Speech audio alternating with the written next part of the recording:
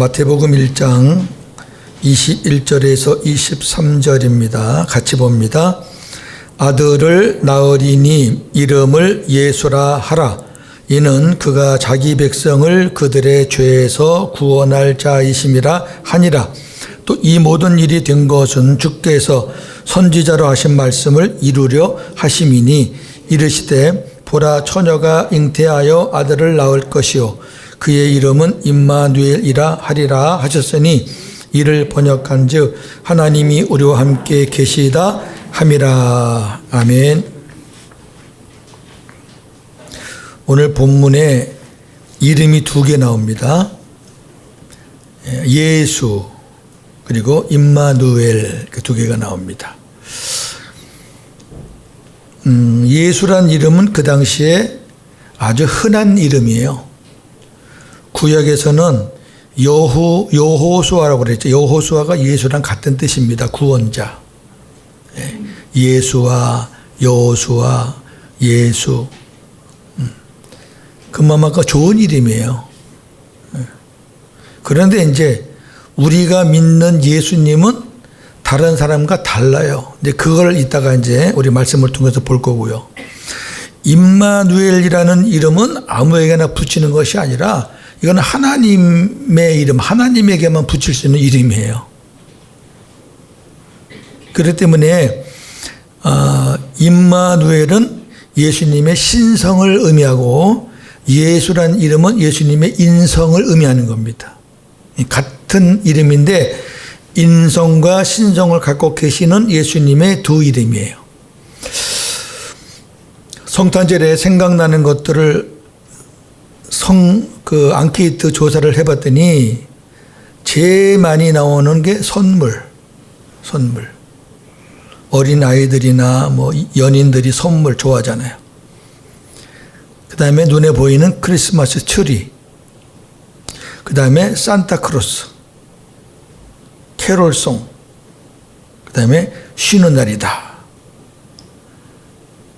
여기까지가 몇 프로인 줄 아세요? 95%. 네. 예수님 탄생은 극소수. 나머지는 무응답. 성탄절이 상업화되어 가지고 주객이 전도된 것은 참 가슴 아픈 일입니다. 왜 그런가 하니까 크리스마스에 크리스는 그리스도를 가리키는 거고요. 마스는 미사, 가톨릭의 미사가 예배거든요. 그러니까 그리스도를 예배하는 날이 크리스마스예요. 그 뜻이. 근데 말로는 크리스마스 해놓고 그리스도께 예배하는 날 해놓고 행동은 완전히 상업화가 되어 있잖아요, 지금. 제가 익산에서 목회할 때 이런 일이 있었어요. 그때는 이제 2부 24일 행사를 많이 했잖아요. 어린아이들, 학생, 청년 다 이렇게 순서대로. 근데 그 유치부 선생님이나 유초등부 선생님들이 전부 다 이제 율동을 준비하는데 어떤 거 준비했는지 아시겠죠? 뭐 울면 안 돼, 뭐 흰눈 사이로. 제가 끝나고 나서 아주 허텅쳤습니다. 뭐 하는 짓이냐고 이게 지금. 여기가 무슨 저 어린이집 발표회 하는 데냐고. 크리스마스라고, 크리스마스. 세상에 어느 기관에서 예수님을 찬양하는 기가 하나도 없는 거예요. 맨날 그냥. 그게 지금 그렇게 물들어 있으니까요. 예수님 자리를 산타크로스가 차지한 지는 이미 오래됐잖아요. 그 산타크로스가 뭐예요? 성탄의 의미가 지금 퇴색되어 가고 있고요. 또 예전에 우리가 알고 있었던 그런 가벼운 성탄이 아니고요. 오늘은 이제 저와 여러분들이 새 언약의 복음 안에서 성탄의 의미가 무엇인가를 우리가 깨닫기만 하면, 야, 이래서 우리가 예수님을 믿는구나. 야, 이것 때문에 내가 교회를 나가는구나. 확실해지는 거거든요. 한번 잘 봅시다.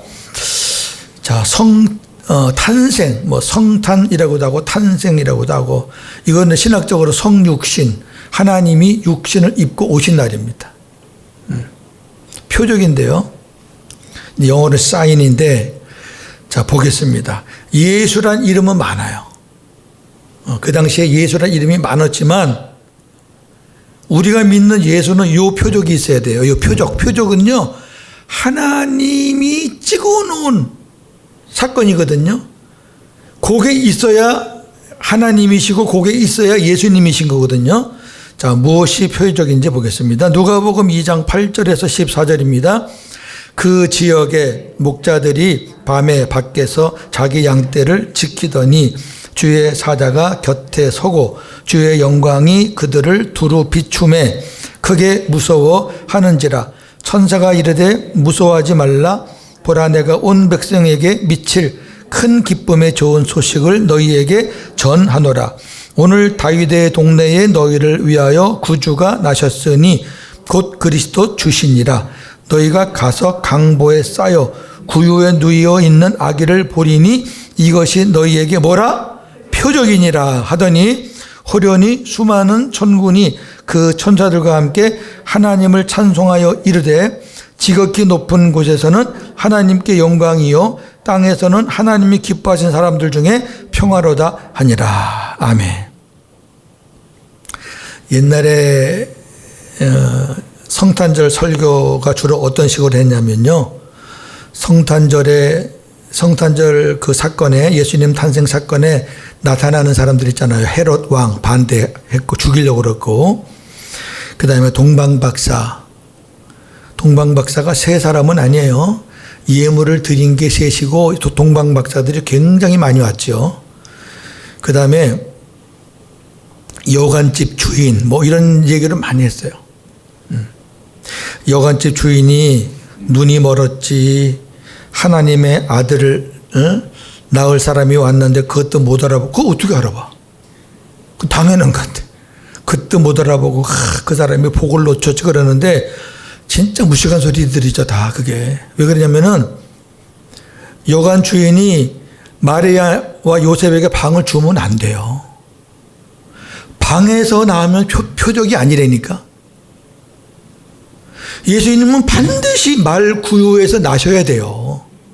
그게 하나님이 찍어준 거라니까. 그러니까 이게 진짜를 모르면요, 괜히 엉뚱한 데 마음을 다 뺏기는 거예요. 거기 헤롯이니 뭐 여관집 주인이니 그 예수님을 죽이려고 했던 대제사장들이니 이게 다 그 사람들은요 자기들 위치에서 최선을 다하는 거예요. 아니 여관집 주인이야 그날 아주 그냥 돈 버는 날을 맞이했는데 돈 버는데 정신이 없지 무슨 거기서 다른 생각을 하면 안 되는 거고, 예수님은 결국은 여러분 우리가 아무리 가난하고 어려워도 소나 말 밥 먹는 밥통 위에다가 아기를 놓는 사람이 어디 있겠어요. 최소한도. 근데 전 세계를 뒤집어 봐도 아마 말 구유에서 태어난 아기는 예수님밖에 없을 거예요. 왜? 표적이니까. 천사가 직접 얘기했잖아요. 하나님께 천사를 통해서 구주가 나셨다. 지금 그분이 그리스도다. 근데 그분이 그리스도라는 걸 어떻게 아느냐? 말 밥통 위에 아기가 있을 거다. 그러면 그 아기에게 경배하라. 그래서 천사들이 그걸 보고 경배했잖아요. 예. 강보에 쌓여 낮고 천한 곳인 구유에 누워 있는 자가 아기 그리스도 주인데 왜 그러면 구유에 눕게 하셨는가? 우리가 흔히 예수님은 낮고 천한 이 세상에 오셨다라고 하는데 그 실감이 안 나는 거예요. 우리가 사는 곳이 왜 굳이 낮고 천한이라 그럴까? 물론 하나님 나라에 비하면은 낮고 천한 곳인데 그보다 더 실감 나는 게 뭐냐면은 낮고 천한 이 세상인데도 세상에서도 가장 낮은 곳이 말구유라는 거죠. 이보다 더 낮은 곳이 어디 있어요? 자, 두 번째 예수입니다. 마태복음 1장 21절 다시 봅니다. 아들을 낳으리니 이름을 예수라 하라. 이는 그가 자기 백성을 그들의 죄에서 구원할 자이심이라 하니라. 아멘. 예수란 뜻은 자기 백성을 그들의 죄에서 구원하시는 자, 그런 뜻이에요. 한마디로 말하면 구원자. 자, 또 한 가지 이름이 임마누엘입니다. 이제 오늘 임마누엘이 핵심이에요. 마태복음 1장 22절 23절 다 같이요. 다시 한번. 이 모든 일이 된 것은 주께서 선지자로 하신 말씀을 이루려 하심이니 이르시되 오라 처녀가 잉태하여 아들을 낳을 것이요 그의 이름은 임마누엘이라 하리라 하셨으니 이를 번역한즉 하나님이 우리와 함께 계시다 함이라. 아멘. 자, 여기 보니까 22절에 보니까 주께서 선지자로 하신 말씀을 이루려 하심이니 그랬잖아요. 그러니까 선지자는 구약에 나오는 지도자를 말하는 거예요. 구약의 선지자가 이미 임마누엘이 오신다는 것을 예언을 했고 그 예언대로 드디어 예수님이 오셨다. 이제 그걸 말하는 건데, 그러면 어떤 선지자를 통해서 주님이 말씀하셨느냐, 그거를 우리가 봐야지 속이 시원할 거 아니에요. 예? 신약에서 선지자로 하신 말씀 그러면은 저는 그 선지자가 어떤 선지자인지 꼭 찾아봐요. 예레미야가 나오고 어떤 때는 에스겔이나 어떤 때는 이사야가 나오고 다윗도 나오고 하는데 오늘 여기서 말하는 선지자는 이사야 선지자입니다. 제가 그 사건을 통째로 갖다 놨어요. 이거는 통째로 갖다 놔야 돼요. 이 임마누엘의 의미를 여기서 봐야지 이제 확실하게 깨달아지는 거거든요. 자, 이사야서 7장 1절 14절 같이 읽고요. 제가 간략하게 핵심만 설명해 드릴 겁니다. 시작. 우시아의 손자여 요담의 아들인 유다의 아하스 왕 때에 아람의 르신 왕과 르말리아의 아들 이스라엘의 베가 왕이 올라와서 예루살렘을 쳤으나 능히 이기지 못하니라. 어떤 사람이 다윗 집에 알려 이르되 아람이 에브라임과 동맹하였다 하였으므로 왕의 마음과 그의 백성의 마음이 숲이 바람에 흔들림같이 흔들렸더라. 그때에 여호와께서 이사야에게 이르시되 너와 네 아들 스압야습은 윗못 수도 끝 세탁자의 밭 큰 길에 나가서 아하스를 만나 그에게 이르기를 너는 삼가하며 조용하라. 르상 아람과 르말리아의 아들이 심히 노할지라도 이들은 연기 나는 두 부직갱이 그루터기에 불과하니 두려워하지 말며 낙심하지 말라. 아람과 에브라임과 르말리아의 아들이 악한 꾀로 너를 대적하여 이르기를 우리가 올라가 유다를 쳐서 그것을 쓰러뜨리고 우리를 위하여 그것을 무너뜨리고 다윗의 아들을 그 중에 세워 왕으로 삼자 하였으나 주 여호와의 말씀이 그 일은 서지 못하며 이루어지지 못하리라. 대저 아람의 머리는 다메섹이요 다메섹의 머리는 르신이며 65년 내에 에브라임이 패망하여 다시는 나라를 이루지 못할 것이며 에브라임의 머리는 사마리아요 사마리아의 머리는 르말리아의 아들이니라. 만일 너희가 굳게 믿지 아니하면 너희는 굳게 서지 못하리라 하시니라. 여호와께서 또 아하스에게 말씀하여 이르시되 너는 네 하나님 여호와께 한 징조를 구하되 깊은 데에서든지 높은 데에서든지 구하라 하시니 아하스가 이르되 나는 구하지 아니하겠나이다. 나는 여호와를 시험하지 아니하겠나이다 한지라. 이사야가 이르되 다윗의 집이여 원하건대 들을지어다. 너희가 사람을 괴롭히고서 그것을 작은 일로 여겨 또 나의 하나님을 괴롭히려 하느냐. 자, 그 다음 보세요. 그러므로 주께서 친히 징조를 너희에게 주실 것이라. 보라 처녀가 잉태하여 아들을 낳을 것이요 그 이름을 임마누엘이라 하리라. 아멘. 여기서 나온 거예요. 여기서 이 사건이 이렇습니다. 뭐 어렵지 않아요. 유다가 있어요. 유다. 이스라엘은 우리같이 남북이 되어 있는데 남쪽이 유다고 북쪽이 이스라엘입니다. 우리가 지금 북한하고 대치되어 있듯이 다윗 왕조 이후에 솔로몬 때 갈라졌고, 솔로몬 이후에 다윗과 솔로몬이 모아놓은 거를 이제 솔로몬이 죽으면서 갈라졌거든요. 갈라져서 북쪽 이스라엘하고 남쪽 유다가 원수예요, 원수. 오늘 본문이 뭐냐면은 북쪽 이스라엘과 아람이라는 나라가 연합을 해가지고 남쪽 유다를 치는 거예요. 예. 처음에는 남쪽 유다가 이겼어요, 아하스 왕이. 근데 이제 그쪽이 힘이 강해지면서 이 남쪽 유다가 이제 밀리는 거예요. 저쪽이 아무래도 연합군이니까 힘이 세죠. 이스라엘하고 아람이라는 나라가 그때는 굉장히 컸어요. 그러니까 이제 이 아하스 왕이 얼마나 마음이 흔들리는, 성경에 보니까 마음이 숲이 바람에 흔들림 같이 흔들렸다 그랬어요. 왕이 흔들리면 백성도 같이 흔들리는 거예요. 그때 이제 하나님께서 그걸 보시고 이사야 선지자를 불렀어요. 이사야 일로 와. 너 아하스 왕한테 이렇게 말해라. 뭐라고 말하라 그랬냐면은, 왕이요 조용하십시오. 저 두 나라가 아무리 요동을 쳐도 연기 나는 두 부직갱이 그루터기에 불과하니까 절대로 두려워하지 말고 낙심하지 마십시오 그랬어요. 이게 뭐냐면은 다 타다 남은 부직갱이에 불과하다 그 말이에요. 그런데 안 믿어요. 아무리 말해도 안 믿어요. 이제 하나님께서 이제 뭐라 그랬냐면은 그 선지자 통해서, 왕이요 하나님께서 나에게 이렇게 말했습니다. 하나님이 당신을 지켜주는지 안 지켜주는지 하나님이 당신에게 시험을 하라 그랬습니다. 그럼 하나님이 내가 너를 지켜주겠다는 것을 징조로 보여주시겠다 그랬습니다.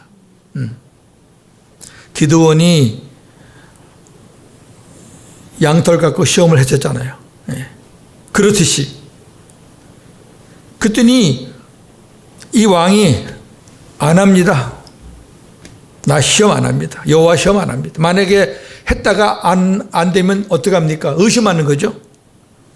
하나님은 네가 높은 거든지 뭐 큰 거든지 무엇이든지 네가 구해. 죽은 자를 살려내려면 내가 살려줄게. 구해. 아하스는 안 합니다. 여러분, 이건 뭐냐면은 하나님 눈에 안 보이죠? 자기 눈앞에 있는 이스라엘과 아람은 이만하죠? 사람이 워낙 두려움에 떨면은요, 아무것도 하기 싫어요. 그냥 포기하는 거지, 포기. 근데 하나님 뭐라 그러냐면은, 그럼 네가 징조를 구하지 않으니까 내가 너한테 징조를 하나 예고할게. 하나님이 알려준 징조예요. 아하스가 구한 게 아니라 하나님이, 보라, 처녀가 잉태해서 아들을 낳을 것인데 그 이름을 임마누엘이라고 할 것이다 그랬어요. 자, 보세요. 왜 이 말이 나왔을까요? 처녀가 잉태할 수 있나요? 여기 처녀는 우리가 알고 있는 동정녀예요. 남자를 모르는 처녀가 잉태가 돼요? 이거는 제로죠, 제로. 0.00001%도 안 되는 제로예요. 근데 잉태해서 아들을 낳은대요. 근데 그 아들이 이름이 임마누엘이래요. 아하스는 이 임마누엘이 장차 오실 예수님인지 알 턱이 없죠. 하나님은 뭐예요? 네가 유다 왕이지, 너희 지파를 통해서 내가 내 아들을 너희 지파로 보내줄 거야. 왜? 예수님이 유다 지파잖아요. 그럼 이 말 속에는 뭐가 있는 거죠? 네가 지금 전쟁에서 싸워서 이기는 확률이 더 높으니, 처녀가 잉태해서 아들을 낳는 확률이 더 높으니, 너는 지금 네가 이스라엘과 아람을 못 이긴다고 하는데, 불가능하다고 하는데, 그러면 처녀가 아들을 낳아서 낳는 거는 그거는 가능하냐? 처녀가 아들 낳는 거는 불가능하지만은 네가 저 이스라엘과 아람을 이길 수 있는 거는 그래도 확률이 있지 않아? 내가 도와준다니까. 또 하나는, 너희 나라는 절대 안 망해. 왜? 너희 나라 지파에서 때가 되면은 어떤 아들이 나올 거야. 근데 그 아들이 너희들과 함께하는 임마누엘, 하나님의 아들이 태어날 거야.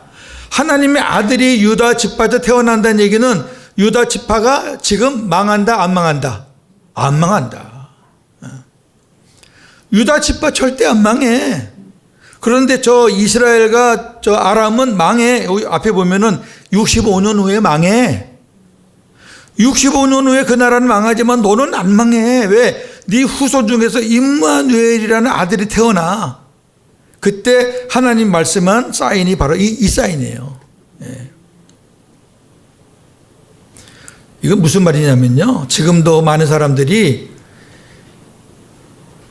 예수님의 탄생을 안 믿는 거예요. 그냥 우리와 똑같은 방법으로 태어났다고 믿는 거예요. 그렇게 해놓고 세대 4대 성인 중에 하나 더 가지고 위대하신 분이다. 그렇게만 얘기하는 거죠. 뭐 내 구주라, 뭐 하나님의 아들 그런 건 안 믿고. 그때나 지금이나 뭐 비슷해요. 임마누엘이라는 거는 복수예요. 우리와 하나님이 우리와 함께 하신다는 뜻이고, 임마니엘이라는 거는 단수예요. 하나님이 나와 함께 한다 그런 얘기죠. 근데 우리가 이제 보통 우리와 함께 한다는 말을 쓰니까 임마누엘 그러는 거예요. 자, 성탄의 의미 보겠습니다. 하나님께서 예수님을 이 땅에 보내신 것은 아브라함과 맹세한 새 언약을 이루시기 위함입니다. 오늘 교동문 보니까 아브라함에게 맹세하신 그 언약이 나오더라고요. 자, 새 언약을 쭉 보겠습니다. 하나님은 스스로 맹세한 새 언약을 이루시기 위해 이 땅에 예수님을 새 언약의 중보자로 보내셨습니다. 히브리서 9장 15절. 이로 말미암아 그는 새 언약의 중보자이시니 이는 첫 언약 때에 범한 죄에서 속량하려고 주구사 부르심을 입은 자로 하여금 영원한 기업의 약속을 얻게 하려 하심이라. 아멘. 중보자는 하나님과 사람을 연결하시는 분이에요. 중보자가 우리 안에 안 계시면은 하나님 앞에 갈 수가 없어요. 중보라는 뜻은 연결하는 다리요, 다리. 예수님이 안 계시는데 어떻게 천국에 가요? 나는 길이요 진리요 생명이니 나로 말미암지 않고는 아버지께 어떻게 올 자가 없다. 그런데 중보자가 안 계시는데 어떻게 천국에 가냐고. 옛날에 우리가 복음을 몰랐을 때는 이 부분이 아주 취약했어요. 내 안에 계신 건 아니고 그냥 아무 때나 부르면 오시는 분으로 막연한 예수님. 두 번째, 예수님은 이 땅에 오셔서 새 언약을 맹세하신 하나님의 뜻을 이루는 삶을 사셨습니다. 예수님이 새 언약의 중보자로 오셨으니까 당연히 그 새 언약을 이루어 가시는 하나님의 뜻에 순종하는 거죠. 요한복음 6장 38절. 내가 하늘로서 내려온 것은 내 뜻을 행하려 함이 아니요 나를 보내신 이의 뜻을 행하려 함이니라. 아멘. 예수님은 당신의 뜻을 펼치려고 오신 건 아니에요. 100% 아버지의 뜻이에요. 그럼 아버지 뜻이 뭐냐? 아버지가 맹세하신 새 언약을 이루시는 게 아버지의 뜻이란 말이죠. 그 내용이 히브리서 10장 9절 10절입니다. 그 후에 말씀하시기를 보시옵소서 내가 하나님의 뜻을 행하러 왔나이다 하셨으니 그 첫째 것을 폐하심은 둘째 것을 세우려 하심이라. 이 뜻을 따라 예수 그리스도의 몸을 단번에 들이심으로 말미암아 우리가 거룩함을 얻었노라. 아멘. 예수님 이 땅에 오시면서 내가 하나님의 뜻을 행하러 왔습니다 그랬어요. 그럼 하나님의 뜻이 뭐냐? 첫째 것을 폐하고 둘째 것을 세우는 것입니다. 첫째 것은 옛 언약, 첫째 언약. 둘째 것은 새 언약, 둘째 언약. 간단해요. 성경은요. 언약은 두 개밖에 없어요. 옛 언약과 새 언약. 첫째 언약과 둘째 언약. 셋째 언약은 없어요. 예. 그 아버지의 뜻을 이루시려고 새 언약의 중보자로 오셔서 우리를 거룩하게 만들었단 말이에요. 그러니까 그 중보자이신 예수님을 내가 붙잡고 내가 모시고 나와 관계가 없으면 어떻게 아버지께 가요? 갈 수가 없어요. 셋째, 하나님은 새 언약을 이루시기 위해 예수님에게 천국 복음을 전하게 하시고 우리의 모든 죄를 사하시기 위해 예수님을 십자가 위에서 죽게 하셨습니다. 네, 왜?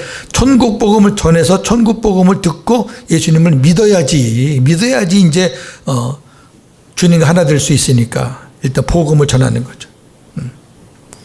여기서 그 주체는 다 하나님이에요. 하나님이 하신 거죠. 예수님이 스스로 죽은 것도 아니고, 예수님이 스스로 천국 복음 전하신 것도 아니에요. 하나님께서 예수님에게 성령을 기름부터 부어 주셔서 전하게 하신 거예요. 그러니까 다 주체는 하나님이셔. 왜? 하나님의 계획이니까. 그 다음에 네 번째는 하나님은 새 언약을 이루시기 위해 예수님을 죽은 자 가운데서 3일 만에 부활시키셨습니다. 예수님이 죽었다가 어떻게 스스로 부활해요? 그건 아니고, 우리가 이제 편의상 예수님이 3일 만에 부활하셨습니다 라고 말하지만, 정확하게 말하면 하나님이 예수님을 3일 만에 부활시키신 거예요. 예. 다섯 번째, 하나님은 새 언약을 이루시기 위해 예수님을 하늘로 올려오셔서 우리의 과거, 현재, 미래의 죄를 사해 주시고 하늘 보좌 우편에 앉히셨습니다. 자, 이 부분이 이제 많은 분들이 굉장히 헷갈려요. 예수님이 십자가 지셨을 때 우리 죄가 다 사함받은 것 아닙니까? 그렇게 묻는 분들이 많아요. 제가 아침마다 그 영상 올리잖아요. 요즘에 이제 하나님 나라를 올리는데, 하나님 나라가 관심이 있는지, 그래 예전보다 조금씩은 좀 보시는 것 같은데, 어떤 분이 저한테 카톡이 왔어요.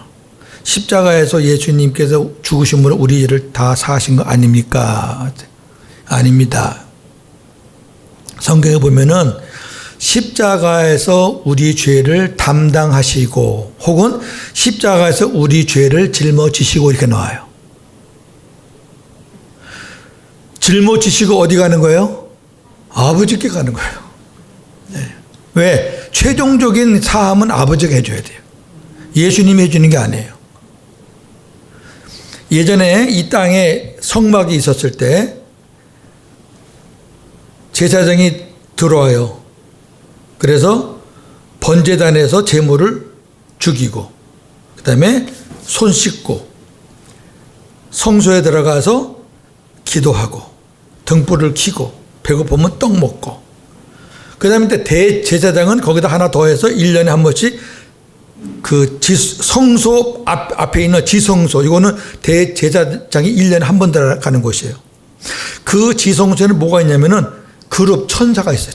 천사 형상이 있어요. 천사 형상이 있다는 얘기는 그 지성소는 하늘의 모형이에요. 천사는 하늘에 있잖아요. 그러니까 그 지성소 올라간다는 얘기는, 지성소 들어간다는 얘기는 대제사장이 천국을 상징하는 곳에 들어간다는 거예요. 그런데 예수님은 이 땅에서 성막에 들어가신 적이 한 번도 없어요. 그런데 히브리서 보니까 예수님은 하늘 지성소로 올라갔다 그랬어요. 하늘 지성소. 그러면 보세요. 대제사장이 지성소에 1년에 한 번 들어가면은 백성들의 묵었던 죄들이 다 사함받아요. 이유가 없어요. 그거는 그냥 대제사장이 백성들의 죄를 다 짊어지고, 자기 죄를 포함해서, 대제사장도 죄인이니까 자기 죄를 포함해서 백성들의 죄를 다 짊어지고 지성소에 들어갔다가 하나님께서 오케이 하고 나오면은 백성들의 모든 죄는 다 사함받는 거예요. 이게 무슨 이성적으로 이해가 되는 것도 아니고, 무슨 수학적으로 과학적으로 증명되는 게 아니고, 이건 하나님의 약속으로 되는 거예요. 예. 그 예수님이 이 땅의 제사장이라 그러면 예수님도 그렇게 하셨겠지만, 예수님은 이 땅의 제사장이 아니야. 하늘의 제사장이셔요. 그러니까 예수님은 우리의 죄, 대제사장은 이스라엘의 죄만이지만 예수님은 인류의 모든 죄를 다 걸머지시고 다 담당하시고 올라가신 거예요. 하늘 지성소로. 그래서 하나님께서 오케이 하는 바람에 모든 죄가 다 탕감받는 겁니다. 이걸 알아야 돼요. 그러니까 예수님의 십자가만 믿었건 안 돼요. 자, 그 다음 보세요.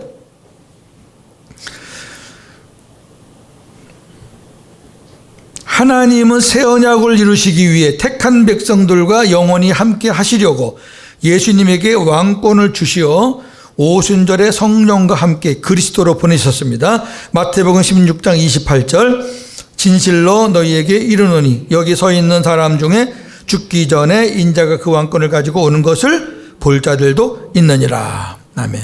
지난번에 말씀을 드렸죠?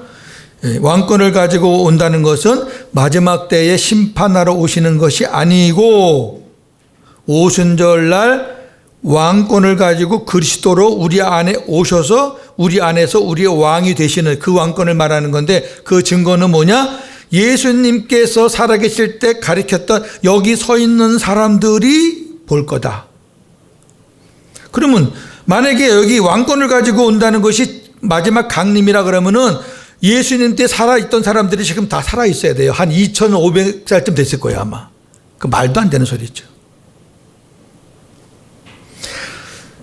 7번째, 성령과 함께 오신 그리스도는 나를 성전 삼아 내 안에 들어오셔서 하나님의 생명으로 거듭나게 하여 예수님과 한 생명이 되게 하셨습니다. 그래서 주님을 머리로 하고 나는 몸이 되어 주님이 주시는 마음에서 주님의 음성, 말씀을 듣고 주님의 뜻을 이루는 삶을 살게 되었습니다. 할렐루야. 이렇게 사는 거예요. 그러니까 이제 정리하면 이렇습니다. 예수님이 이 땅에 오신 궁극적인 목적이라는 것도 최종적인 목적이에요. 궁극적인 목적은 하나님의 자녀들과 함께 사시기 위함입니다. 데살로니가전서 5장 10절, 예수께서 우리를 위하여 죽으사 우리로 하여금 깨어있든지 자든지 자기와 함께 살게 하려 하셨느니라. 이게 임마누엘의 삶이에요. 예. 예수님을 믿는다는 것은 머리나 지식이나 교리로 내가 믿는 게 아니고 예수님을 내 마음의 왕으로 영접하는 것, 모셔드리는 것이 예수님을 믿는 겁니다. 요한복음 1장 12절, 명접하는 자, 곧 그 이름을 믿는 자들에게는 하나님의 자녀가 되는 권세를 주셨으니. 아멘. 곧이라는 것은 우리가 수학적으로 이퀄, 2 더하기 4는 6 이듯이, 예, 영접하는 자는 예수님의 이름을 믿는 자, 똑같은 거예요. 예수님의 이름을 믿는다고 해놓고 자기 안에 예수님이 영접되는지도 몰라. 그럼 아니죠, 그거는. 따라서 예수 그리스도가 내 안에 계시지 않은 사람들, 예수님을 내 마음의 왕으로 영접해서 주님과 하나 되지 않은 사람들은 구원이 없습니다. 없어요, 구원이. 목사라도 장로라도 선교사라도 평생 예수를 믿고 몇 대 기독교인 집안이라도 내 안에 그리스도가 계시지 않으면 구원이 없어요. 그럼 또 그래요. 목사님, 성령님이 계시는데 정신 차려 이 사람아. 그리스도가 안 계신데 어떻게 성령이 계셔? 이 답답한 소리예요. 그리스도가 안 계신데 어떻게 성령이 계셔? 성령은 자기 마음대로 움직이시는 분이 아니에요. 그리스도와 붙어서 움직이시는 분이라고. 옛날에 우리가 착각했잖아.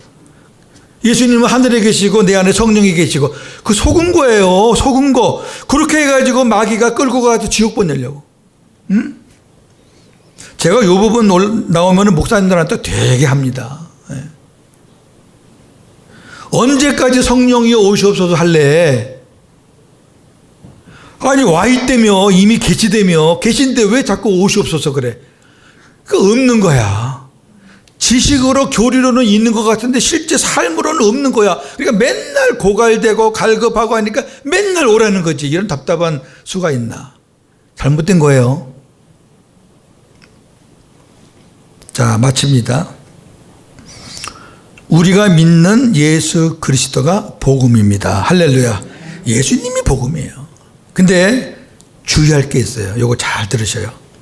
복음을 예수님의 한 부분만 강조해서 단편적으로 정의하면 안 돼요. 맹인모상이라는 사자성어가 있어요. 맹인모상. 이게 무슨 말이냐면 눈먼 소경이 코끼리를 만져서 일부만 만져놓고 그것이 코끼리의 전부라고 함부로 말하는 것을 맹인모상 그래요. 많이 들어봤을 거예요. 코끼리 5명을 불러다가 코끼리를 앉혀놨어요. 그래서 네가 한번 얘를 만져봐라. 그러니까 맹인들은 각자 흩어져서 어떤 맹인은 코를 만지고, 어떤 사람은 꼬리를 만지고, 어떤 사람은 앞다리 만지고, 어떤 사람은 뒷다리 만지고, 어떤 사람은 또 배를 만지고. 답이 다 틀릴 거 아니에요. 근데 100% 틀린 건 아니에요. 근데 그들이 말하는 거는 코끼리 일부분이지 그게 전부가 아닌데, 소경은 말하기를 자기가 만졌으니까, 체험했으니까 그게 다라는 거예요. 그걸 막 지네끼리 싸우는 거예요. 내가 만졌는데 코끼리가 길쭉한데, 그때 다리통 만진 사람은 코끼리가 뭐 길쭉해 기둥 같은데 막 이러니까 싸우는 거예요. 어떤 사람이 복음을 말하면서 예수님의 탄생,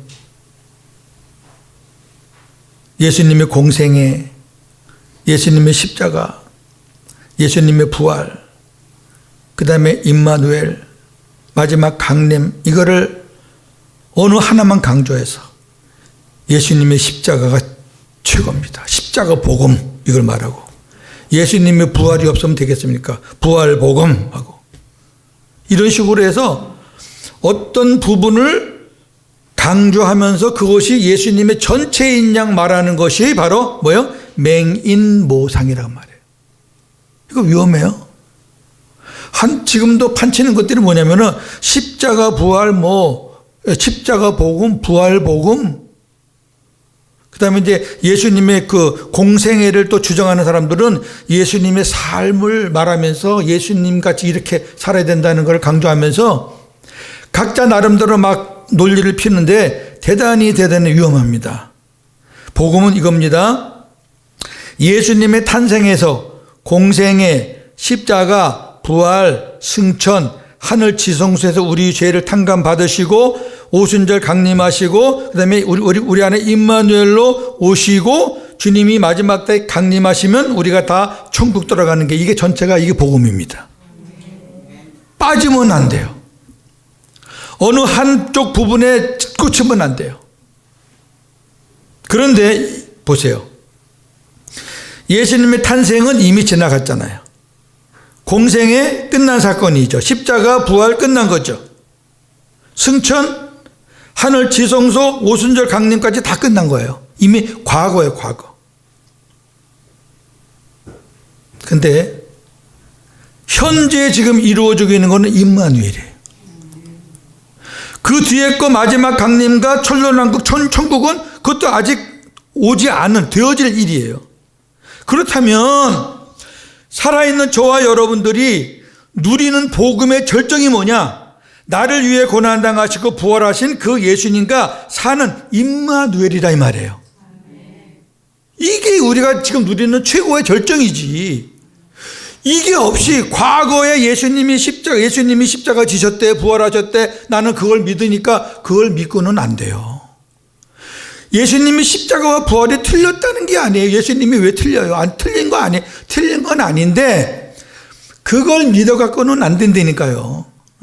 그 예수님이 지금 얼마나 진행이 돼가지고 지금 우리 안에, 우리 마음에 오셔서 노크하시고 그 주님을 영접한 사람이 있는가 하면 지금도 계속 복음을 던져도 문을 딱 잠그고 안 여는 사람도 있잖아요.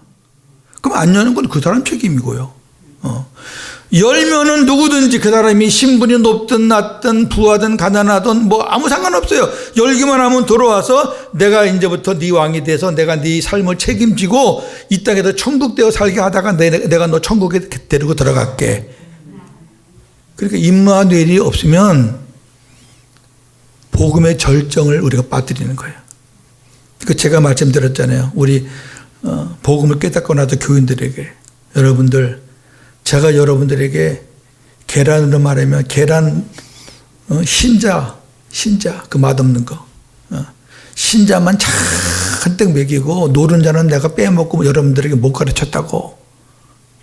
내가 이제부터 여러분들에게 노른자까지 넣어서 가르치겠다. 그러놓고 제가 그때부터 임마누엘을 가르친 거예요. 임마누엘을 전하니까요, 교인들이 그냥 변해. 목사가 별별 훈련을 다 해도 그렇게 막무가내하고 뭐 하는 척 하다가 보면 또 날아가 버리고 이러던 사람들이요, 임마누엘 복음을 전하면서 완성된 복음을 전하니까요, 야, 우리 교인이 딱 거의 요 정도 20여 명. 근데요, 20여 명이 하나가 되니까 불덩어리고 그리고 제가 그런 경험이 있기 때문에 우리 예사랑교회도 이게 약한 교회가 아니에요. 일당백이에요. 그러니까 확신과 이 복음을 여러분들이 이 목사님을 통해서 들었다는 거 여러분 진짜 생애 최고의 복입니다. 저는 이제 그 복을 누리는 방법을 여러분께 가르쳐 드리는 거예요. 할렐루야. 주님의 은혜가 함께 하시기를 주님의 이름으로 축원합니다. 감사합니다. 하나님, 오늘 귀한 말씀 잘 우리가 전하고 들었습니다. 복음의 절정 임마누엘, 내 안에 계신 주님과 남은 생에 천국을 누리며 사는 우리 모두가 다 되게 하여 주옵소서. 예수님의 이름으로 기도하옵나이다. 아멘.